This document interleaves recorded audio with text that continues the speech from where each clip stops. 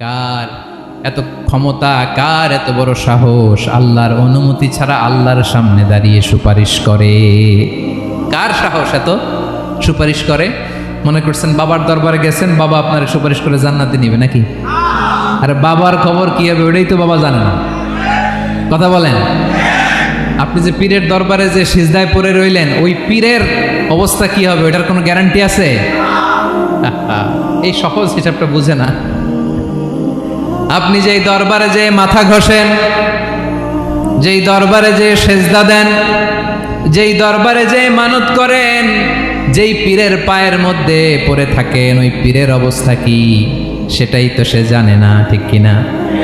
কেউ সুপারিশ করতে পারবে না। তবে হ্যাঁ, আল্লাহ যদি কাউকে দয়া করে অনুমতি দেয় তাহলে করতে পারবে, তাহলে পারবে। সেই কিয়ামতের দিনটা বড্ড ভয়ঙ্কর, কেউ সুপারিশ করার সাহস পাবে না। আরে আমার অবস্থা কি আমি জানি না, আমি আবার কারোর জন্য সুপারিশ করব?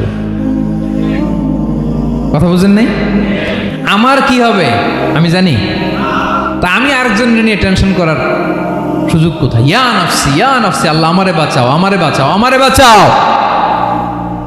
কাঁদতে কাঁদতে মানুষ হয়রান হয়ে যাবে, এ নাকি আবার আরেকজনের বাঁচাবে।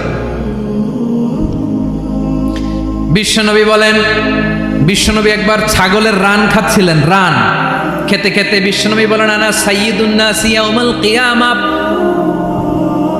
আমি কিয়ামতের দিন সর্বশ্রেষ্ঠ হব, মানুষের মধ্যে সর্বশ্রেষ্ঠ সেরা আমি বিশ্বনবী। আলহামদুলিল্লাহ পড়েন।